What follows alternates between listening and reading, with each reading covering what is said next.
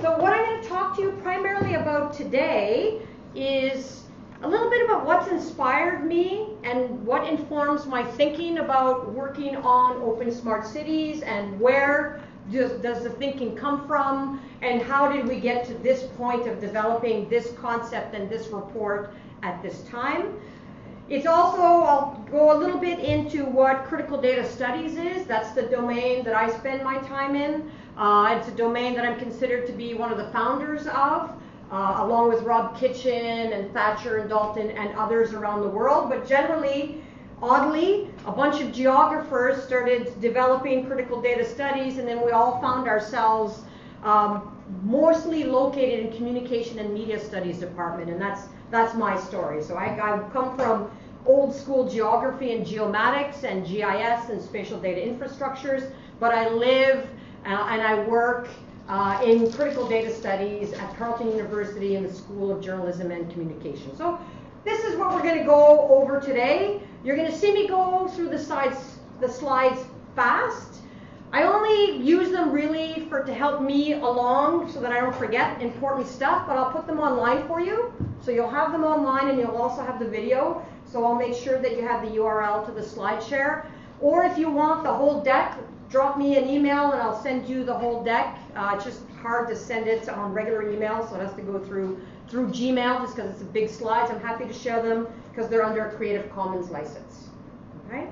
So technological citizenship is something that always informs my work and informs a lot of my actions.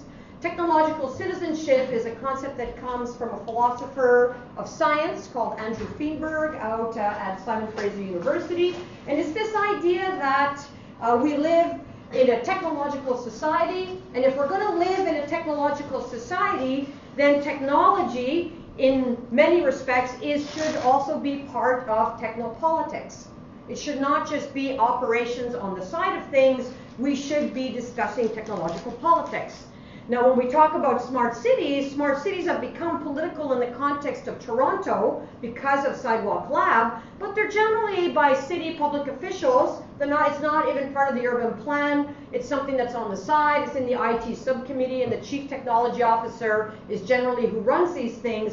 So it doesn't become a political discussion.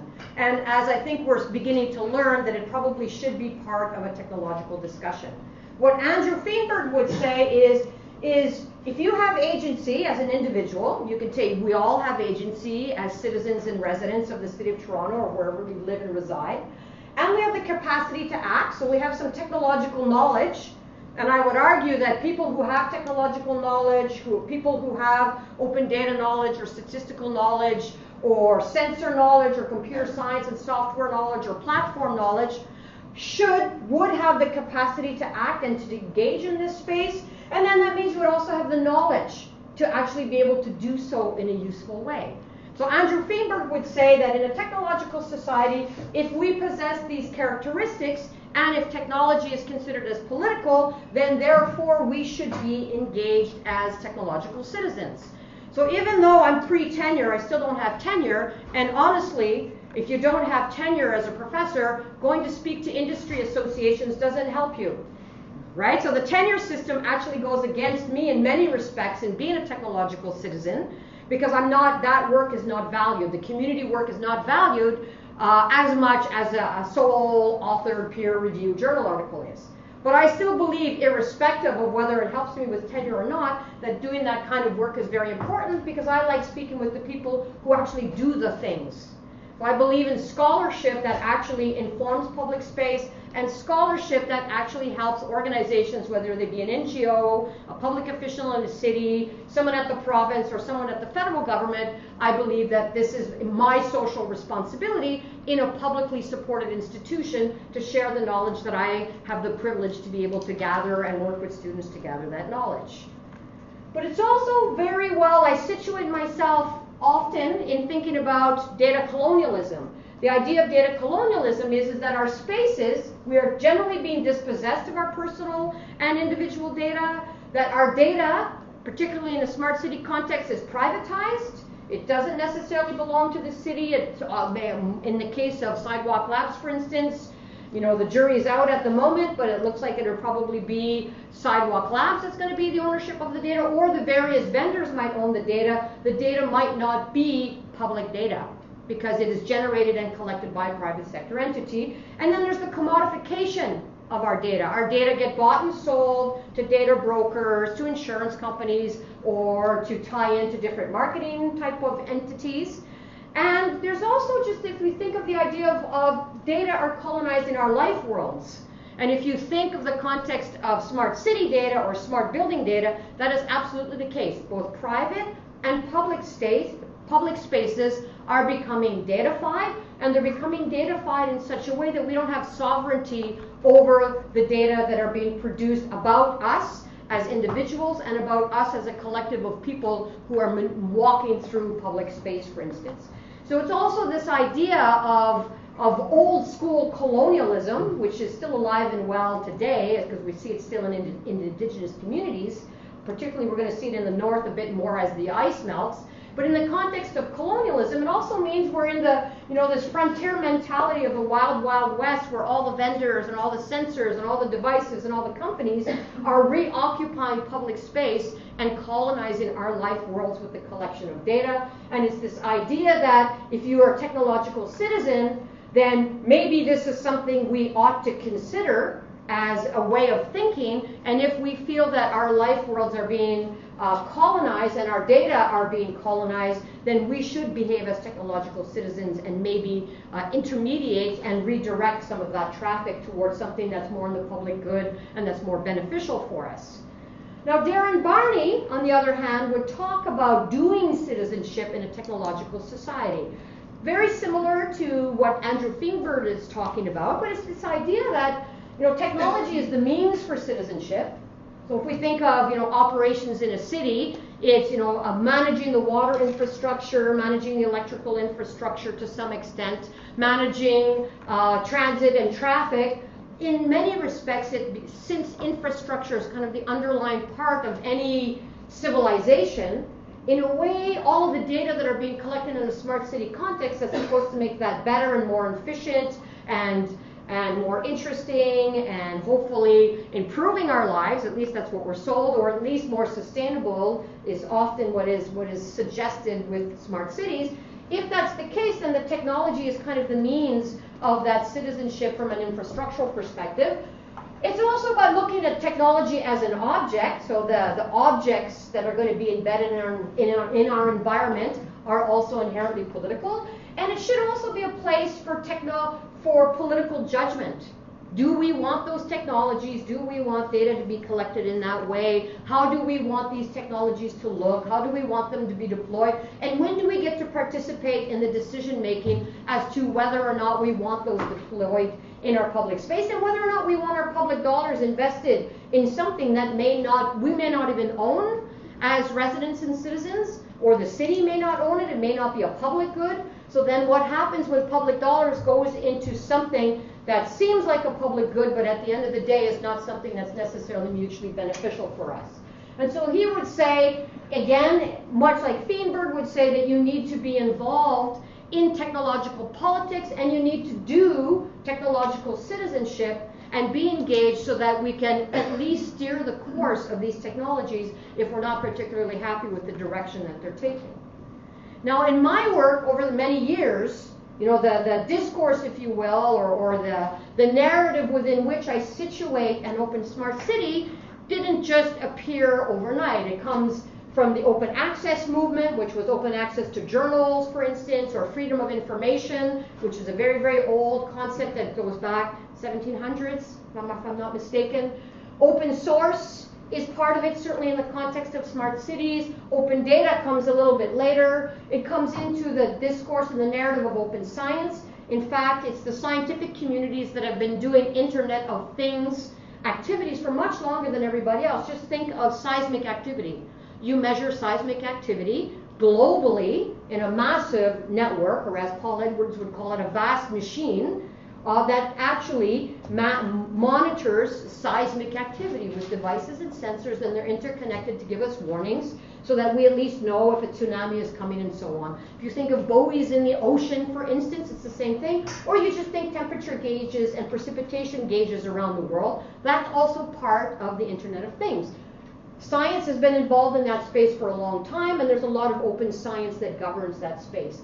But also firmware and the right to repair is part of what informs what I do. New discussions on open platforms. You've had some discussions on artificial intelligence. So open AI would be a part of that conversation. But also open specifications, open standards, and open architecture, as well as, I put it here at the bottom because in fact this is a latecomer to the game, but open government. Right? This stuff precedes open government by, in some cases up here, hundreds of years, or at least open data by about 10 years. And so it falls well within the discursive space and the communities of actors that are very active in this space. So it doesn't just come out of nowhere. It comes as you can almost look at this as a timeline, and you can put open smart cities here as an extension and as part of this broader conversation, even though those involved in these spaces are not necessarily having an open smart city conversation. Because the open source people are here, and the open data people are over here, and the open government people are over here, sometimes intersect with the open data people, but not necessarily. In other words, there's different communities of practice, or what I call epistemic groups, different communities of practice who have a different focal point where they exert their time and their activities and their intellectual capacity, or if you will, in the openness side, their technological citizenship. And so in a way, if I consider this to be a timeline, we had open data, it was primarily in the sciences, then we moved to administrative data when it came to open data in about 2005 with NGOs. In 2015, 14 or so, we start thinking of open data and crowdsourcing together. It didn't happen right here because we didn't think of crowdsourcing because it was just the early days of Google, for instance, so we weren't doing that much crowdsourcing. But citizen science and crowdsourcing really takes off, at least in intersecting with open data. We start thinking of local and traditional knowledge and data, even though that local knowledge and the traditional knowledge in terms of indigenous peoples have been thought about for a very long time. But in a digital realm, we start thinking about it here. But then it sort of stopped here at 2015. It kept going with open data and open government, but it didn't move into here. It didn't move into operational data and infrastructural data and sensor data and social media data, which means that many of the actors that are in this space are a very different group of actors. And so suddenly, it's almost as if we have to start the whole cycle over again and start having a conversation about the Internet of Things. We need to have a conversation about precision agriculture and autonomous cars and algorithms and the sharing economy or predictive policing or drones and digital labor and so on. So it's a new kind of conversation, and it's a new kinds of communities that we need to start bringing to the table to start having a conversation about open smart cities and to start talking about technological politics as it relates to these things. Now, what's also very interesting is traditionally the open data folks were not really involved in data politics. For example, what I mean by data politics, when the census was canceled, it was not the open data people that advocated to save the census.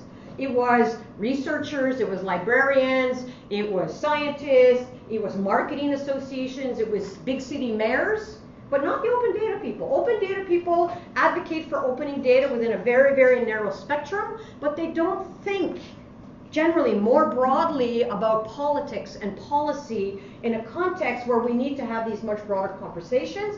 And arguably, civic tech is very similar.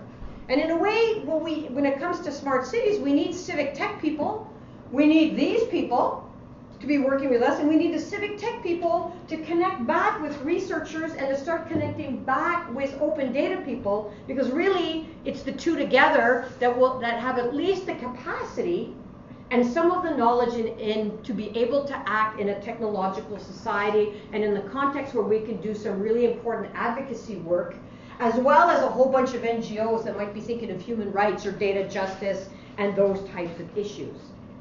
In the context of critical data studies, which is where I spend my time, we think of data as more than the unique arrangement of objective and politically neutral facts.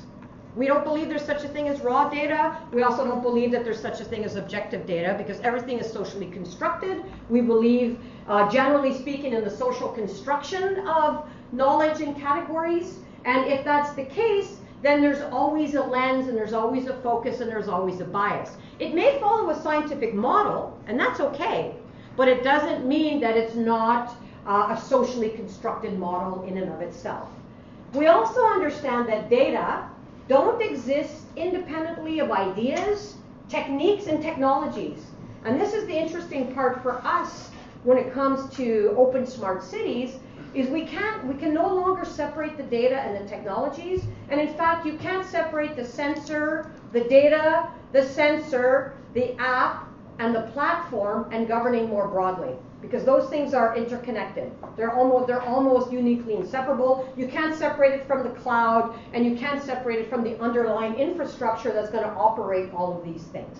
It's also the systems, whether it be operational systems in an IT department or MIT, or whether it be a political system, or whether it be the institution of government, people, and the context. So an open smart city in Toronto is not going to be the same in Montreal, and it's not going to be the same in Helsinki. They'll be different. Different politics, different context, different people, different language, different governing structures, different laws that are going to govern these kinds of spaces. So in critical data studies thinking, this is a kind of thinking that we normally embody and that we have when we're looking at what I call data spaces. Now, generally speaking, when we talk about data, we're here at the top of the iceberg, and even in many respects, the open data people, they primarily think of data technically. What's the format? What's the form? Is it machine readable? Is it, yes, open takes us into here a little bit, and here, but it still tends to be a very technical discussion. And even when you go look at the indicators of assessing openness, it's primarily technical. It doesn't talk about the quality of data, for instance. It'll talk about the qualities of the data set, but not quality or the quality of the features that are being captured. And so the critical data studies perspective, or as Rob Kitchen would put it, he would suggest that we should conceptualize data not only technically but ethically in the political economy. Who's buying, who's selling, who's owning, who's governing, spatial and temporally. So for instance, data that are collected in 1922 about climate are very different than the data we collect today, simply because the sensors are different, the devices are different, and how we collect is different. Or if we just think Toronto amalgamated, so if we look at Toronto in 1985, it's not the same geographic unit spatially as Toronto is today. So you can't just go back in time without thinking of the spatial and temporal dimensions. And of course, philosophically and ontologically, what is informing the framework within which data are made. And I add here technological citizenship, and I consider myself as a very engaged scholar. So I consider data activism and technological activism as very important as part of informing my work, and I think should be added to some of the aspects with regards to how we frame data and how we think about data. Just go over that. Now the theoretical framework, right? What's it? Theoretical framework for me, the one that I like to use is assemblage theory. I use assemblage theory as a way to say, well, there's no such thing as just a number without a science, or without some kind of legislation, or without a particular community around the particular data set to make it a fact, or money and the circulation of finance to pay for those things. There's no data without buying, selling. Even free data are not free data because it takes a whole machinery of an institution to keep those data. There is always a license or terms of use. I can't think of data outside of an organization or an institution, right? Statistics Canada will always have a particular kind of cachet because it's a very reputable institution, for instance. And it's very different than, say, data from the Fraser Institute, right? They're very different kinds of institutions, very different organizations, very different practices.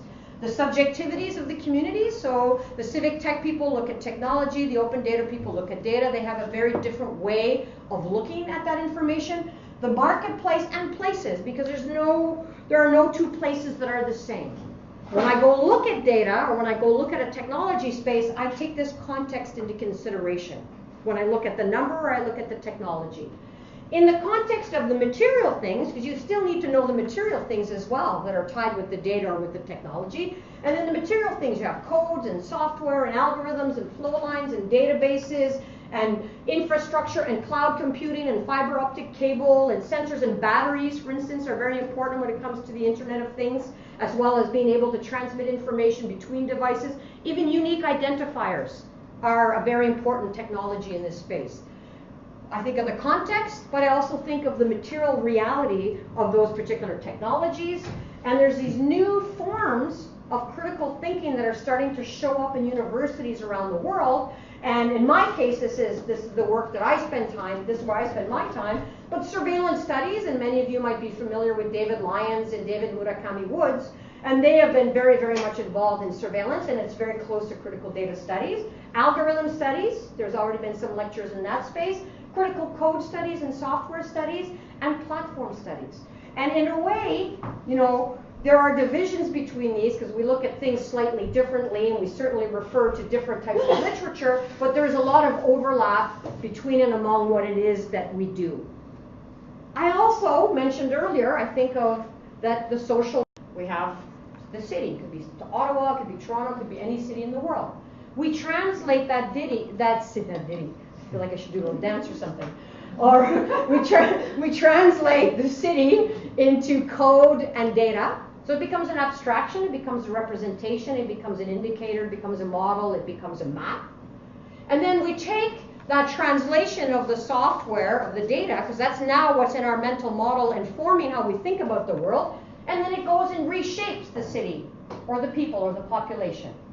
And there's this circular dynamic interaction between what happens every day and the changing nature of the city. The cranes that I saw today won't be there in a year. There'll be different cranes in different places. It'll be translated into code. The map might inform something of what transit is. Transit might change as a result of that new map. A new road comes in. A new road is a new data set. It goes onto the new map, and so on. Right? So it's this kind of dynamic interaction of this continuous changing framework in terms of the social shaping way of thinking. So this open smart city stuff, you know, finally we start talking about the stuff, the reason why I'm here talking to you today. It's the result of a really exciting project that was funded by the GeoConnections program. The GeoConnections program is part of Natural Resources Canada, the federal government. As a geographer, I know them well, particularly because they're the ones who deliver the spatial data infrastructure. So how you get geospatial data over the web is as a result of these guys. So your GPS, the satellite imagery that's underneath Google Map, that comes from GeoConnections, and it comes from Natural Resources Canada. So Google is using Canadian satellite data, satellite remote sensing data, to inform their background information. So that's a whole massive infrastructure of data that is moving around, that is funded and supported by the GeoConnections program. We had a team over at Open North. Open North is Canada's, would I be fair to say, leading open data organization. I have to be careful, I'm on the board, so I try not to, I got to check myself to make sure that I'm not biased. I'm not biasing your framework, but I think it is fair to say it is the only one. That's one. So it's Canada's national open data organization. So by virtue of being the only one, it's the number one, right? So there it is. And we had a team of researchers that were helping us, particularly also the Public Policy Interest Clinic over at Ottawa U. They're a very interesting legal team that was helping us try to develop some knowledge with regards to what an open smart city is. Some research assistance, which is great. It's always good to get money to pay students to help you out. And also, we partnered with the City of Edmonton, the City of Guelph, the City of Montreal, and the City of Ottawa, where we did some case studies. And then we also did a deep dive into the Ontario Smart Grid to try and understand a multi-jurisdictional kind of context. So it was a very exciting one-year project. We did a lot of stuff. There you go. There's the stuff. Let me give you the context in Canada. And you can go find that stuff. It's all open access. It's all under a Creative Commons license, so you can go use all the stuff as you like. The context, right? It was very timely to be doing this kind of work, and it was particularly timely because the Smart Cities Challenge was launched. We started the work before the launch, but we knew that this was coming. For those of you who don't live in Ottawa, it's hard to not know stuff is coming. If you live in Ottawa and you're connected a little bit to politicians, you can't even go to a coffee shop and not hear stuff being talked about. So basically, you wind up knowing the programs that are coming. So we knew that it was coming. It was launched in November. It was a very exciting launch because the federal government is not supposed to be involved in city politics. But somehow, all of a sudden, it's bypassing the province with a program to support, in a way, developing new, innovative, and interesting technologies in cities.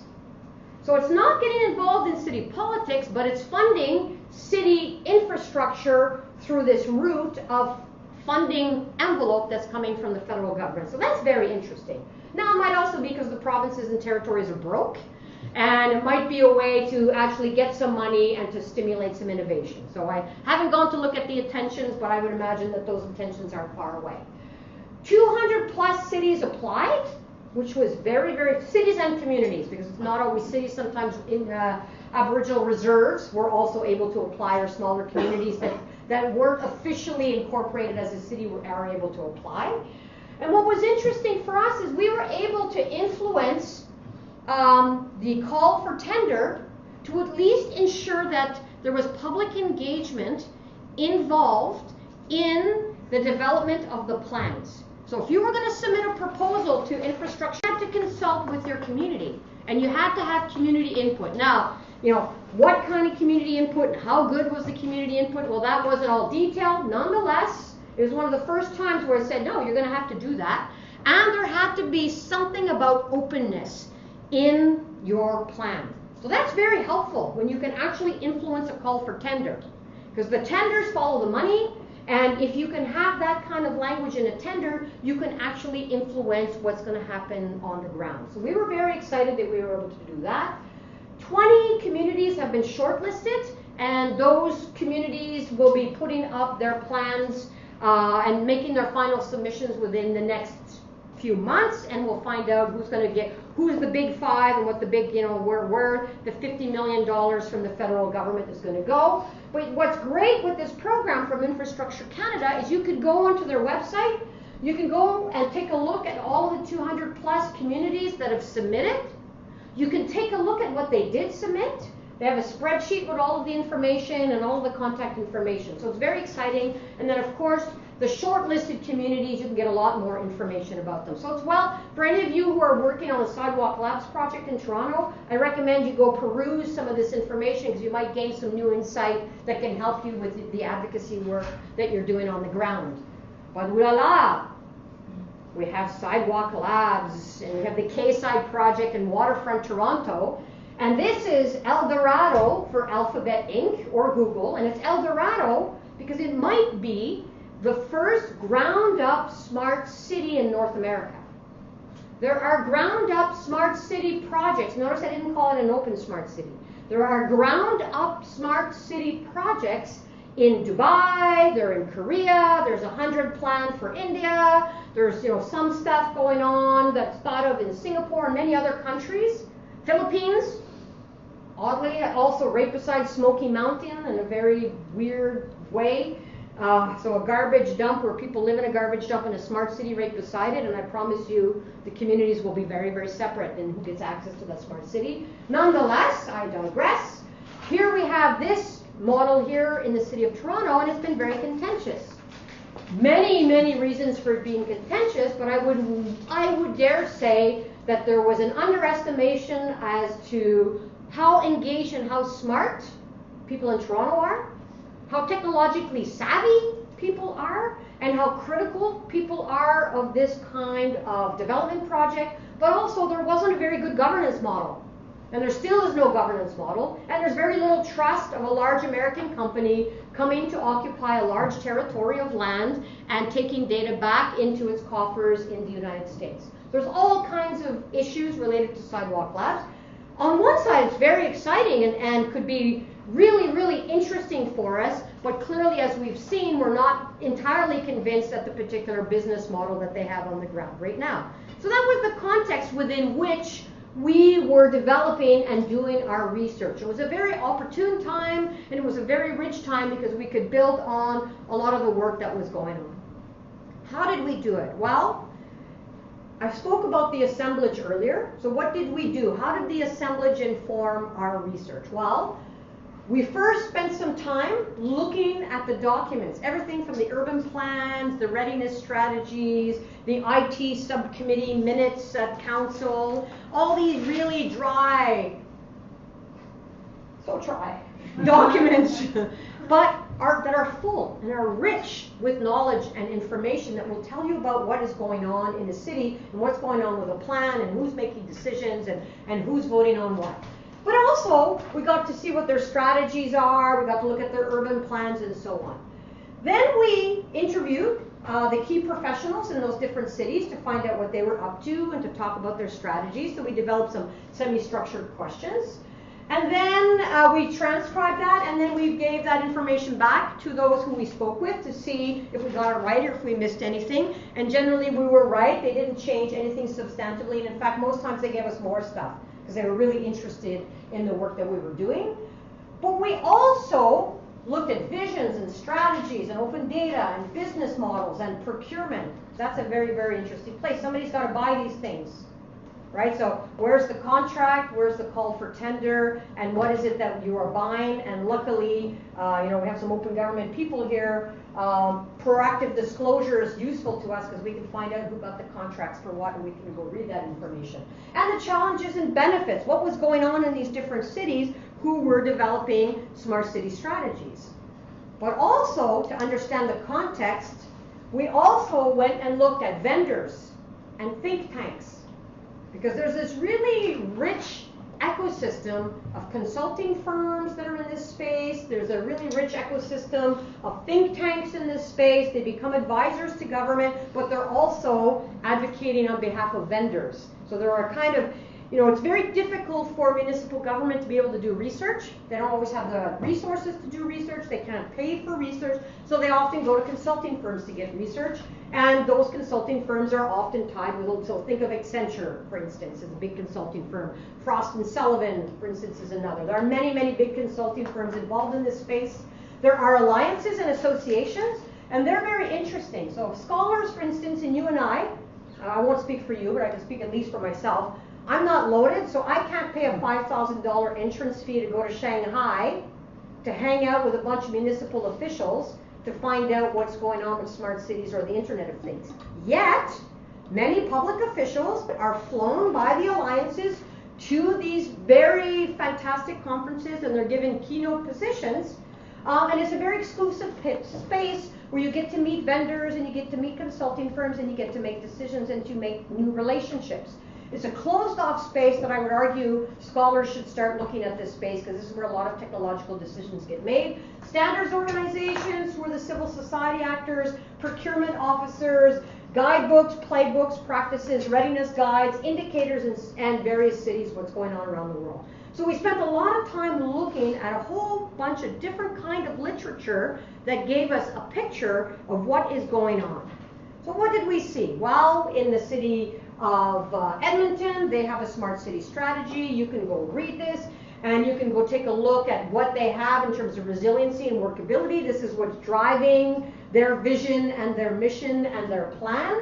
But what was very interesting, and it's a wonderful plan, and they have a great analytics team. They keep winning open data prizes because the city of Edmonton is a really innovative city in that light. But what they didn't have is they didn't have any place for citizen or resident input in their plan.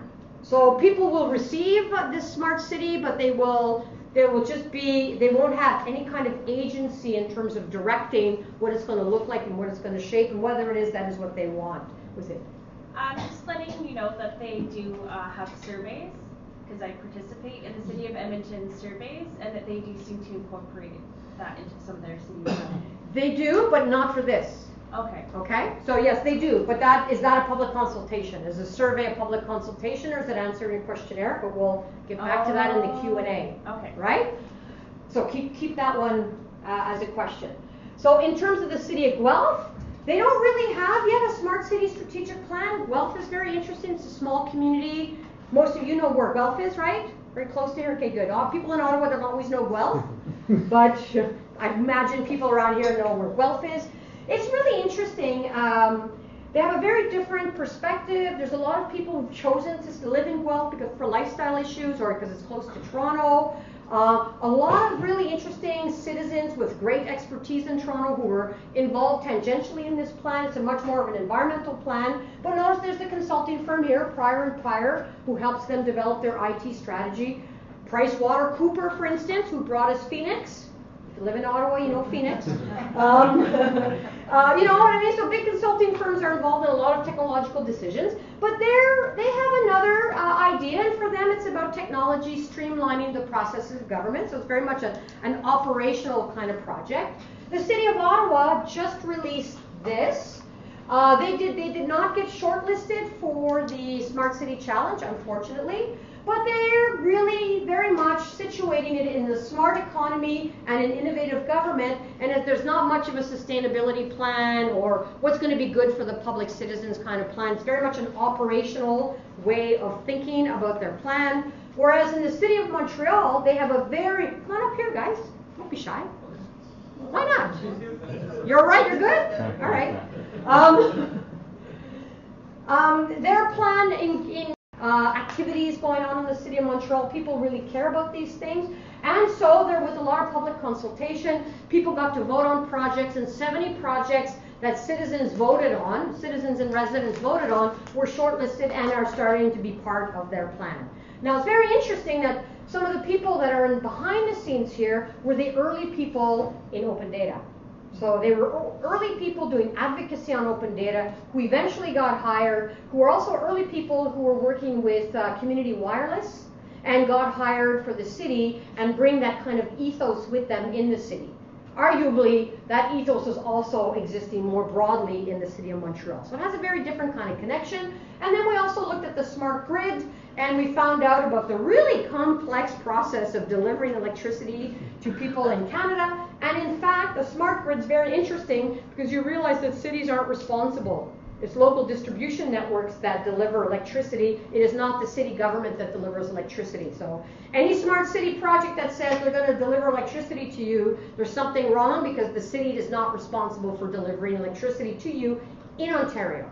Other provinces is different, but Ontario is very, very different in that particular kind of context. So we looked at their data programs and their sensors and their smart meters to try and understand them a bit more. But we also went and examined a lot of really fantastic best practices globally. This project here, and I'm bugging them every couple of weeks in the province of Quebec, they developed La Ville Intelligente au service du bien commun. So the smart city for the benefit of the public good, and ethical guidelines to do so. It's the only report I've seen completely dedicated to that particular activity. It's a fantastic report. It's just unfortunately not available in English. So I'm hoping that they're going to translate this report. And I know some of the research that worked on this, and it's fantastic. So clearly, we're already starting to see these ethical guidelines. And this is from the province of Quebec. And the province of Quebec is saying to their cities, you have to read this, and you have to take this into consideration when you're thinking about your smart city plans, because we want our smart city plans to be ethical, to have good values and good principles, and to be in the public good. And you need to consider some of the questions that are in here.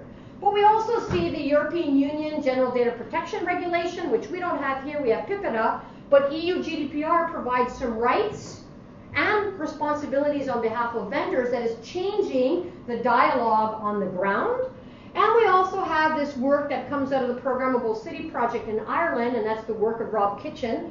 And Rob Kitchen is talking about getting smarter about smart cities, improving data privacy and data security. And it's also a very excellent report. And he's saying that we always have to have the private sector, the city, and resident citizens and NGOs at the table discussing these issues. It can't be left to vendors and the public sector alone. We need all to be working together, because there's no way that you can do a smart city without the private sector. Let's just forget that. But doesn't mean that the private sector can't work in the public good, and it doesn't mean we can't decide what we decide to buy in our cities in a way that's going to benefit citizens and residents of the cities. So what did we discover? Well, after doing all of that, we discovered that you could have a smart city plan or precision agriculture, because that's something else that I'm interested in, or an Internet of Things kind of plan, it might be connected to a digital strategy in a city or in a province, but it doesn't have to be. You can have a smart city plan that's not open. And in fact, what we saw is most smart cities are not open. They don't have open data, they don't have open source, they don't have open firmware, they don't have necessarily open government related to them, because open government is policy, whereas IT and operations is over here, and it sits IT and operations thinks of themselves as operations. They don't necessarily have to operate within the constructs of open government. And the data don't have to be open, and it's generally they don't spend time with open science, because at a municipal level there's very little science. There is science, or the applied science, but very little scientific research gets done. And there's very little open source, if any, and almost no open platforms. So that is what we saw. So here we are, 2019, and we've done all this great openness work for the last 50 years in a very serious way, and we're back at ground zero in many respects when it comes to smart cities. It's almost as if we have to start the whole process of openness all over again and trying to map on openness into this space. And that's precisely what we did with the Open Smart Cities project. We said, how do we start taking all of these different entities that are operating in different parts of our institutions, how do we bring them together under one umbrella, if you will, and how do we start mapping what we already know? Because we already know this stuff. We know about open government, we know about open data, et cetera, et cetera. So why aren't we applying these principles? And why don't we expect these principles to be mapped onto our smart cities? We also learned that they're new, but citizens and residents don't know what's going on. In Toronto, you have a particular situation, but I can promise you, most parts of the country, people don't know what these things are. It tends to have an ethos of, oh, we've got all this technology, let's look for some problems. As opposed to, so that's a very technologically solutionist approach to resolving problems, as opposed to saying, we have these issues in our cities, how should we resolve them, and can technology help? If any kind of technology can help, great. If it's a technique or a different community development plan, then that should also be considered. Right? So that's something that we find to see a lot of technological solutionism, that there tends to be this idea that, oh, we're going to have so much data, we're going to get so much better, we're going to be so much smarter, our cities are going to be so much better informed, it's going to be great. Because that tends to be the discourse. I mean, of course, I'm exaggerating here because I'm chatting and so on, but that is, if you read the documents and you read the discourse, that is generally what you will find. And as we know, for anybody doing critical data studies and looking at big data, more data doesn't mean better governance. More open data doesn't necessarily mean better governance either. There's very little ethical considerations that are overarching these kinds of projects and these entities. And we would say there is a deep need for technological citizenship. This is what we don't see enough of. Toronto's particular at this time, but the rest of the country is not having their Toronto moment, luckily, because they don't have a Sidewalk Labs on their coast of the Great Lake. Right? And there's an innovation bias. It's efficient, it's progress. Why wouldn't we have it? Why wouldn't you want to be smart? Do you want to be dumb?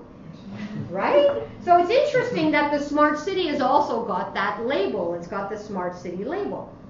We also see a whole bunch of governance issues that haven't been addressed. Surveillance, mission creep, ownership and procurement. Who's going to repair? How do you upgrade your city? Right, like I think we tried to upgrade a computer today, an old Dell here. We had some issues, right? So imagine 5 years from now, you've got all this great stuff, you have to upgrade everything. You have to upgrade the software, the platform, and you have to replace the things. All the sensors have to be replaced. So think about that. How do you upgrade your city? Will you own the platform, or will the private sector own the platform, but you're stuck with the sensors, and means you have to keep every 5 years replace 100,000, 200,000, 300,000 sensors, and that's not an exaggeration. You think every intersection has a sensor in the city of Toronto. How many hundreds of thousands of intersections do you have in the city of Toronto? And that's just intersections, let alone everything else. Also, reuse and unintended purposes, sustainability and maintenance. Nobody talks about maintenance, but you have to maintain these things. And then, what about interoperability? So we know that there are all of these kinds of issues, and they're very rarely discussed more broadly. So what we had to do is we had to go back. We said, okay, we know this context, we know these scenarios, we've looked at the literature, we've talked to the cities, we've come up with some case studies, we've looked at some best practices. Then we said, well, what are we going to do with this? We found many, many examples around the world that we think are really, really interesting, but how do we structure that and how do we organize that in a way that can be helpful for public officials to be able to take this work and do something with it? Sure, I could go write some fantastic papers that maybe 10, 20, 30 of my colleagues will read, and that I'll force students to read, so we get to do that, and so maybe we'll get some of that going on, but really it doesn't mean that we're going to influence the practices on the ground. We need to do both of those things. And so we wrote it in such a way that any public official could take this document, run with it, and start applying some of the principles. So first we had to do this really boring activity of defining what a city is. Well, it's not so easy in Canada. There's up north, Nunavut, and here we go out east, and some more out east, and we start getting into more out east, and we start getting into Montreal, and we start looking at Ottawa. Look at you guys over here. I almost went to the CN Tower today, because I've never been up there. Have you been up there? No, come on. Oh, good for you. You've been up there. Good. If we start we start going west, we start going to the prairies. I mean, Canadian cities, look at that, right? That's a Canadian city, are really, really diverse and interesting. So what is a city? So we went to the basics. So this is the worst definition in the world, but the best definition for this project. Okay? So you'll see why. You'll see why it's the best and the worst. First of all, and also, there's thousands of years of research on cities. So, we're like scratching the surface of research on this. Urbanism and historical research on cities is very old. So we're just at the very, very top of this discussion. But we said, to simplify, it's a complex, dynamic, socio-biological system. So far, so good, right? It's social, it's biological. You and I and stuff and society. Okay. It has a territory, because it has a jurisdiction, right? It's incorporated, it has a jurisdiction. It's not supposed to do stuff beyond its borders. It does, and it influences stuff beyond its borders, but at the end of the day, it has a very fixed territory. It's a human settlement. It's where we live. Socio-biological, but it's also a settlement of where we live within that jurisdictional territory. And it's governed by public officials who manage the gray, so all the built stuff, the blue, all the water stuff, and the green environment, so all the trees and plants and parks and all that other kind of stuff, that's within their jurisdictional responsibility. So you can see it's the worst definition, but it's also the best definition in the context of thinking of what is a city in the context of a smart city and what would be the layers of responsibility that are related to this. And then we said, well, what's a smart city? No politicians. No, they're in there. They're in there. The people, the socio-biological. But you're right, and it's not explicit, it's not overt, but you're absolutely right. And smart cities are called lots of things. Network cities, safe cities, sensing cities, connected cities, innovative cities. The original one from IBM was sustainable cities, surveillance cities, etc. There's sentient cities, right? The idea that you can aesthetically breathe and sense the cities for all the data feeds that come. That would be our MIT technological instrumentalist crew, generally, or the social physicists who generally think of cities that way. Very exciting, but also troubling, but very interesting, right? Very interesting to think of a city. Could you understand the pulse of a city through its data, for example? Often we see this metaphor. This is one of the most common metaphors, that you can manage your city from your iPhone. I don't know that I would want to. People manage their houses from their iPhones, but it's the idea that it should be so simple that you should be able to manage an entire city through the palm of your hand and an iPhone to be able to organize it. But really, in many respects, it's about retrofitting a city, an existing city, except for K-side is at the ground up, but generally it's about existing cities and retrofitting those cities with all kinds of sensors and devices to bring us smart care, and smart society, and smart homes, and smart buildings, and smart energy, and smart retail, and smart working. So all the things that we do every day that we don't feel so smart doing, if we get a smart city, we'll be smart. you know, in some ways according to these particular kinds of models. And you'll always see this kind of language when you start looking at the reports. You'll see it all over the place. But a smart city, in many ways, if we think of technological urbanism, is technologically instrumented and networked, right? That's a key fundamental component of a smart city, with systems that are interlinked and integrated, where vast troves of big data are being generated by sensors and administrative processes, because you fill out a form for your license, that's generating data as well, used to manage and control urban life in real time. Because the idea with a lot of the sensors is the production of real-time data so that you can get up to the second information about transit and transportation, or your fleet, or your energy consumption, or your water consumption, and all of those things. So that's generally, like at its most essentialist type of definition, is this one of a smart city.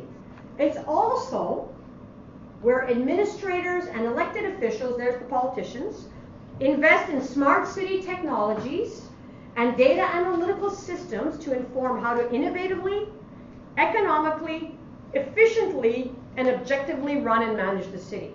Now this language here is a real simplification, but it's also an extraction of the language that we saw in almost all the reports. You'll almost always see innovative.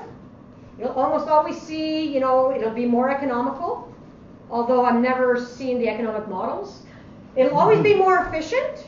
So you'll be more efficient if you have all those things, and it'll be more objective, because politicians won't be making decisions, the machines will be making decisions, or the devices will be helping make the decisions. And the question that I often have is, well, if your city's so smart, do you still need politicians, and do you still have a mayor? It's interesting, right? Could IBM be your new mayor? Could Sidewalk Labs be the mayor of Quayside, for instance, right? In a way, if they're going to be managing all of the data of a particular space and making efficient and innovative and objective and economically sound and sustainable decisions, why would we need other governing structures?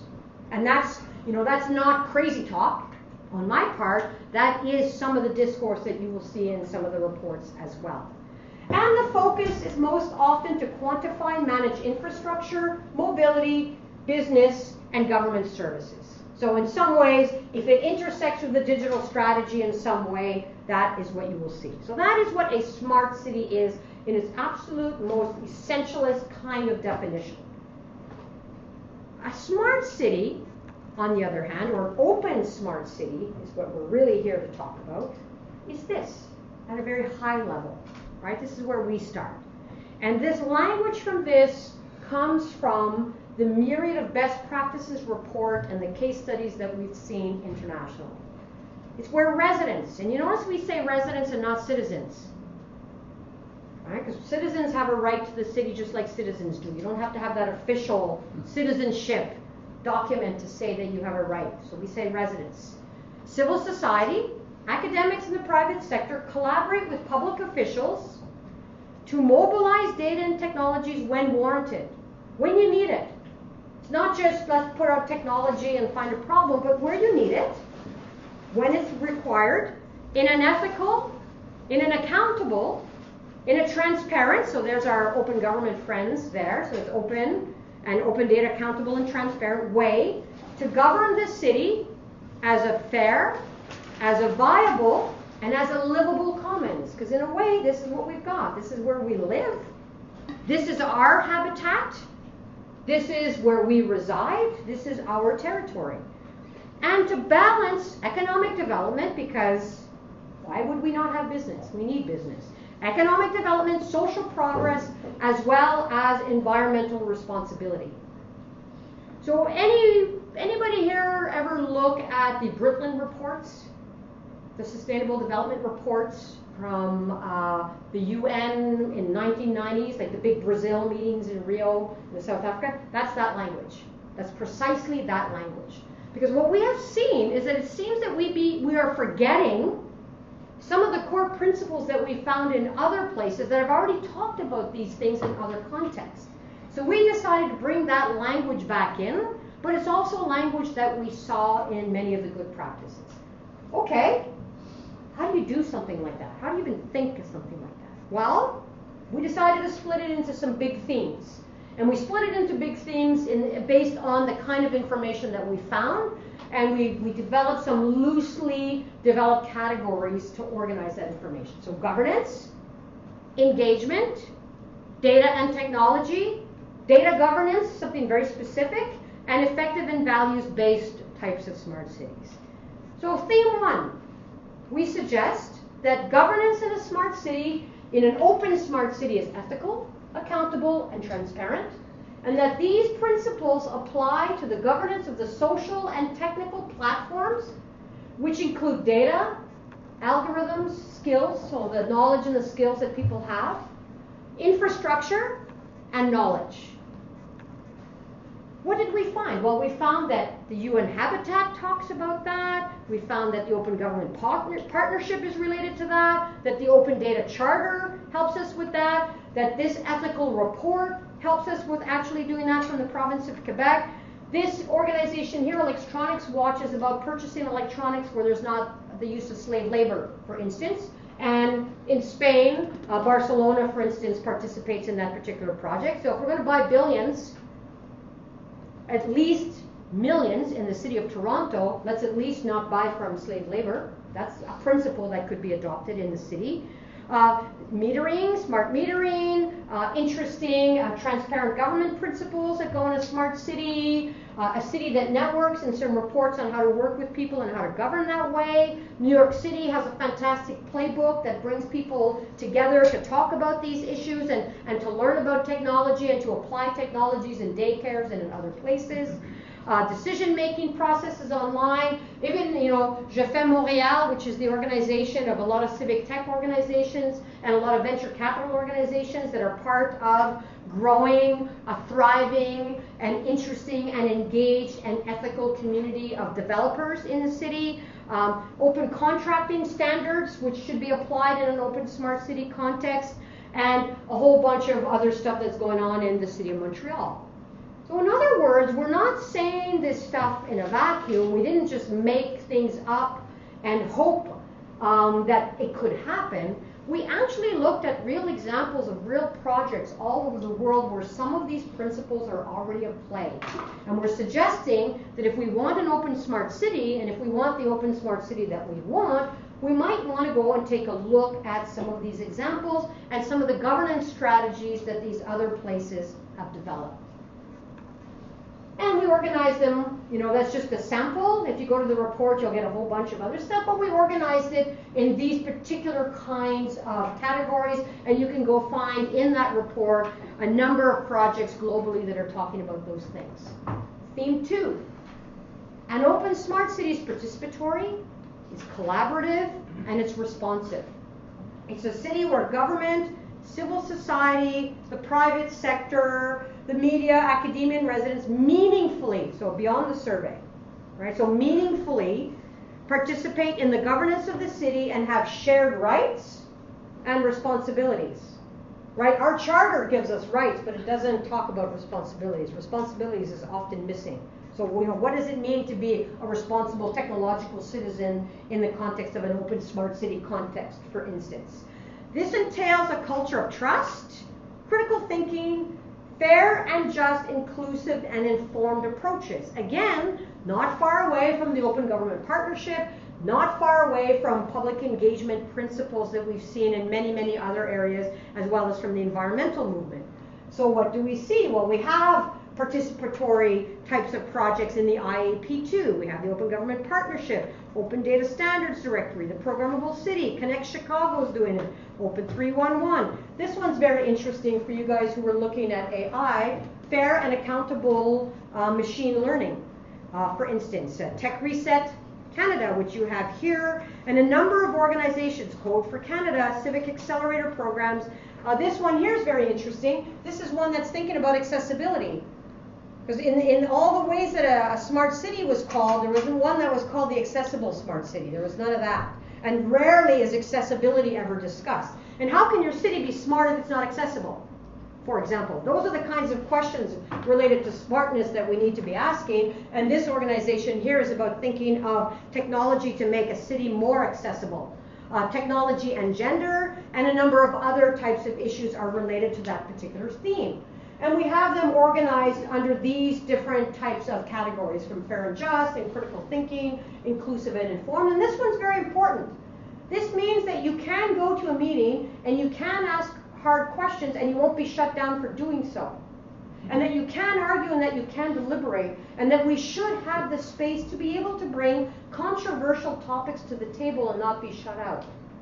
That is what democratic deliberation is, and this is one that is fearful. Public servants are very fearful of this one, right? People will shut down this kind of deliberative type of discussion, but we really should have adversarial points of views in almost all of we do, so that we can actually be informed with what we do, and maybe think of some of the unintended consequences, or at least have them on the table, and to consider them and to think about them.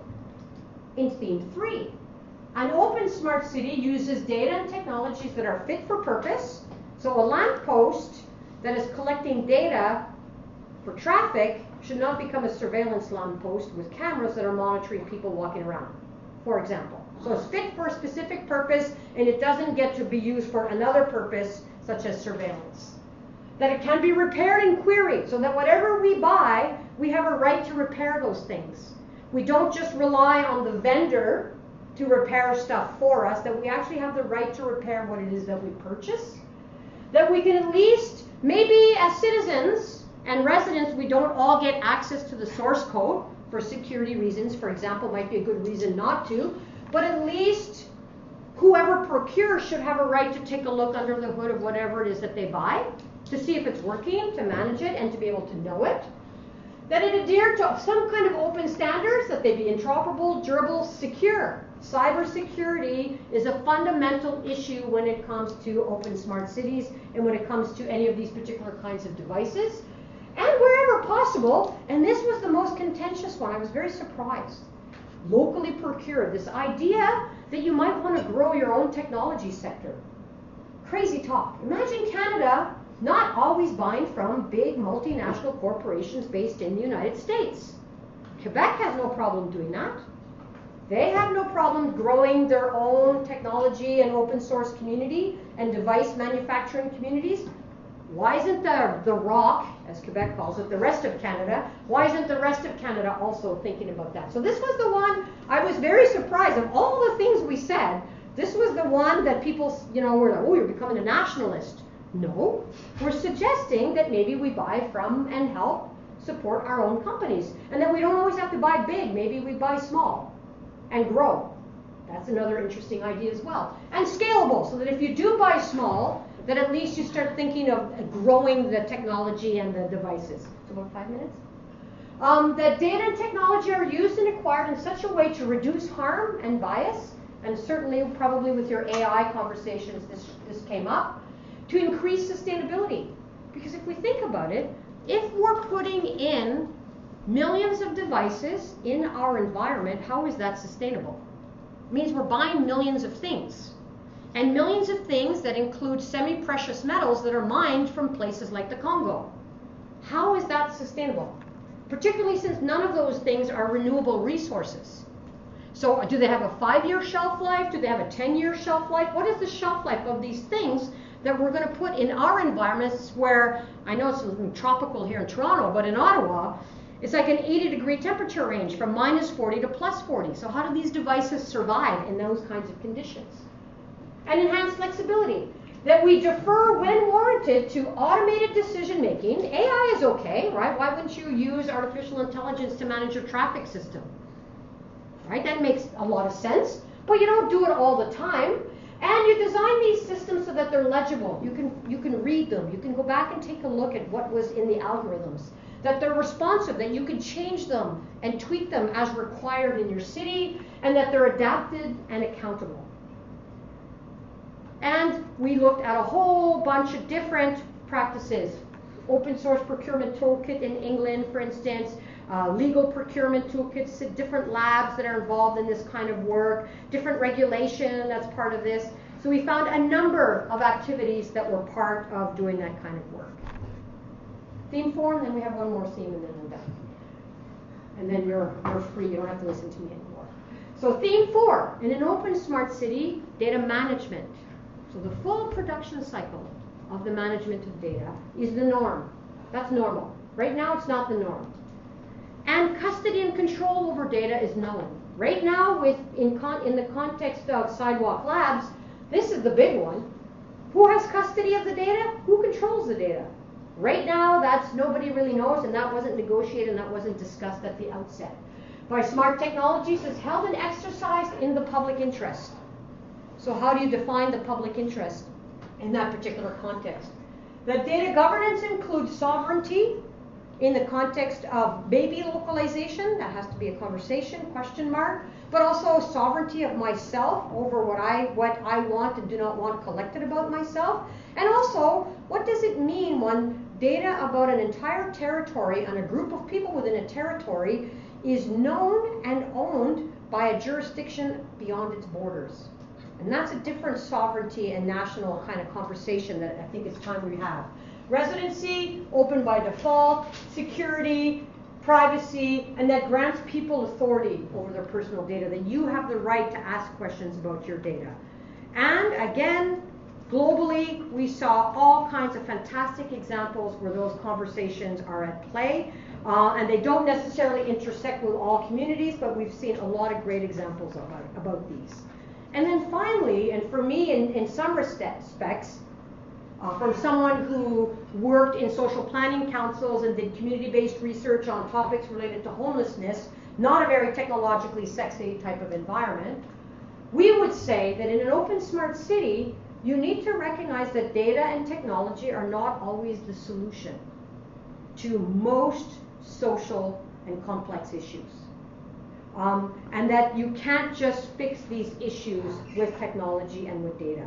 And that these problems actually require long-term, innovative, social, organizational, economic, and political processes. So sometimes it's a 20-year plan for these issues, right? So the homelessness plan for the City of Toronto and Ottawa is a 10-year plan, and then you revisit the plan in 10 years. So sometimes to be smart, you need to not use technology, but you need to look at really interesting processes. And we can say that with food security, we can say that with homelessness, and we can say that with housing for sure in our cities. And so finally, how does this become a reality? So we've already talked about how the Infrastructure Canada was influenced by the ideas of the Open Smart City, how we've seen little pockets of reality globally of how open smart cities practices and principles and governance or so on have already been applied. But then how do we help cities actually think of this? And this is not easy, right? Because it's a very large systemic change, and we're not really great at thinking systemically. And what's happening now is the open smart city definition is being translated into performance measures and metrics. And it's also being translated into an assessment tool, and it's also being translated into a readiness guide, where you can actually go through this. So we're taking the principles, we're taking the Open Smart City definition, we're looking at automated processes, standards, data, governance, and infrastructure, and we're starting to develop high-level strategies, visions, missions, roadmaps, goals, and objectives, implementation plans and operational plans to govern many of the application areas of these smart cities. And in fact, Open North is now participating and engaged in doing that kind of activity with Evergreen, and we hope to see that kind of work coming out within the next couple of weeks. So all that to say that there's still a lot of work to be done, and I have some questions for the ethicists in the room. Is like, how do we have an ethical framework for an entire city? But I don't know if we want to discuss that now, or we should probably open it to question and answer. And thanks very much, everybody, for coming.